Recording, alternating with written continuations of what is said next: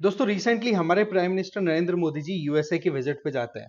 तब उन्होंने अपनी तरफ से बात हाईलाइट भी की थी किस तरीके से बांग्लादेश में बांग्लादेशी माइनॉरिटीज स्पेसिफिकली हिंदूज के साथ में कितनी प्रॉब्लम्स हो रही है, उस पर अटेंशन देनी जरूरी है। बट उस टाइम पर यूएसए ने कोई स्टेटमेंट नहीं दिया, कुछ भी उस पर अटेंशन पे नहीं किया। बट उसी के बाद में बांग्लादेश के अभी के टाइम पे काम चलाने वाली जो सरकार है, उनके लीडर मोहम्मद यूनुस, वो बांग्लादेश से फ्लाइट लेकर के पहुंच गए यूएसए।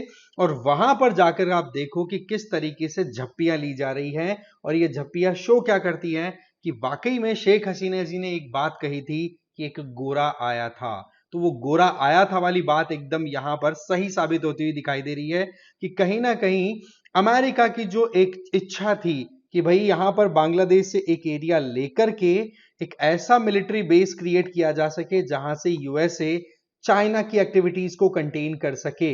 बट उस चीज को अलाउ करने में शेख हसीना जी बिल्कुल भी सहज नहीं थी और उन्होंने मना कर दिया। तो ऐसे में वहां पर एकदम से पहले तो स्टूडेंट प्रोटेस्ट होता है और स्टूडेंट प्रोटेस्ट के बाद में गजब का एक रेवोल्यूशनरी कंडीशन बनने के चलते उनको सरकार से हाथ धोना पड़ा। तो अभी का ये जो अफेक्शन वाला सिचुएशन देखने को मिल रहा है, जहां पर झप्पियां पाई जा रही हैं, ये अपने आप में वाकई में बहुत ही यूनिक है। क्योंकि आज तक किसी भी बांग्लादेशी लीडर के साथ में इस तरीके की यूएसए का जेस्चर कभी भी देखा नहीं गया है। तो ऐसे में यूएसए जो चाहता था वो हो गया। वहीं पर आप वेस्टर्न मीडिया को उठा करके देखो कि वो लोग भी बहुत ही ज्यादा सेलिब्रेशन करते हुए दिखाई दे रहे हैं, जहां पर ये कह रहे हैं कि बांग्लादेश ने एक ऑटोक्रेट को तो हटा दिया और एक नए फेज की शुरुआत कर दी। और उसमें इस तरीके की फोटो को वो वहां पर प्रमोट कर रहे हैं, जैसे कि द इकोनॉमिस्ट, ये ब्रिटेन बेस्ड एक मैगजीन है, एक आप कहो वीकली मैगजीन है, उसके द्वारा ये फोटो यूज की गई। अब आप देखोगे यहां पर ये वाला जो मैप है ना, पैलेस्टीन वाला, ये वहां पर जो ओरिजिनल फोटो थी उसमें लटका हुआ था। और वहीं पर इस मैगजीन ने जब ये फोटो पब्लिश की थी ना, तब उस मैप में, अब उस फोटो में इस पर्टिकुलर फ्लैग को हटा दिया था। तो कुल मिलाकर के आप क्या देख रहे हैं कि यहां पर वेस्टर्न मीडिया वाकई में बांग्लादेश में जो तख्ता पलट हुआ उसको लेकर के बहुत खुश है, प्लस साथ ही साथ में वो पैलेस्टीन के मामले को लेकर के बहुत ही ज्यादा अनकंफर्टेबल भी दिखाई देते हैं। वहीं पर अगर देखा जाए तो मोहम्मद यूनुस जैसे ही वहां पर यूएसए पहुंचते हैं ना, तो एक तो इनको वेलकम किया जाता है कि वाकई में मान गए साहब, आपने वो काम कर दिखाया जो हमसे बहुत मुश्किलों से भी नहीं हो पा रहा था। एक जमाना वो था, देखो दोस्तों, जब शेख हसीना की सरकार अपनी बांग्लादेश की ऑटोनॉमी को लेकर के काम करना चाह रही थी, तो उस समय यूएसए के द्वारा बांग्लादेश के ऊपर सैंक्शंस लगाए जाते थे। ह्यूमन राइट्स का नाम लेकर के उनके साथ में बहुत सारे, आप कह सकते हो कि बैन लगाए जाते थे। बट अभी जिस तरीके से वहां पर तख्ता पलट हुआ है, तो राष्ट्रपति जो है अमेरिका के जो बाइडेन, वो तो गले लगा करके इनको वेलकम करते हैं। और वहीं पर इन्हीं की पॉलिटिकल पार्टी के पुराने राष्ट्रपति बिल गेट, ये जो आपके बिल क्लिंटन है, वो भी अपने फाउंडेशन में इनको इनवाइट करते हैं और इनको स्पीच देने का मौका मिलता है। अब आप देखो कि जब मोहम्मद यूनुस ये जो स्पीच दे रहे थे ना, तो उन्होंने जो बातें कही हैं वो बड़ी गजब की कही। एक तो ये कहा कि अब की जो सरकार है वो बिल्कुल लिबरल है, फ्रीडम फ्रेंडली है, लोगों की आवाज को नहीं दबाते हैं। वहीं दूसरी तरफ ये कहा कि एक सपना पूरा होना कितना खुशी देता है। बोले एग्जैक्टली वो ही खुशी मुझे अभी मिल रही है कि जिस तरीके से इन यंग चेहरों ने मिलकर के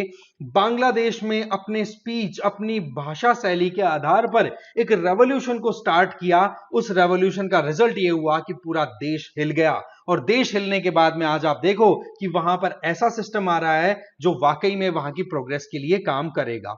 अब देखो यहां पर यूएसए जो चाह रहा था ना, वो काम हुआ है। इसका मतलब ये तो हम समझ सकते हैं कि अब बांग्लादेश की इकोनॉमी को सपोर्ट करने के लिए यूएसए बहुत सारा पैसा फ्लड करने वाला है, इसमें तो कोई डाउट नहीं है। बट कंसर्न क्या आ रहे हैं वो ये है कि एक गोरा आया था। इसका मतलब ये कि शेख हसीना जी ने क्यों मना किया उस एक गोरे को, जबकि इन्होंने अपनी खुद की सत्ता की बाजी लगा दी। वहीं दूसरी तरफ इशू ये आ रहा है कि क्या बांग्लादेश अब यूएसए का एक सबऑर्डिनेट मात्र बन के रह जाएगा।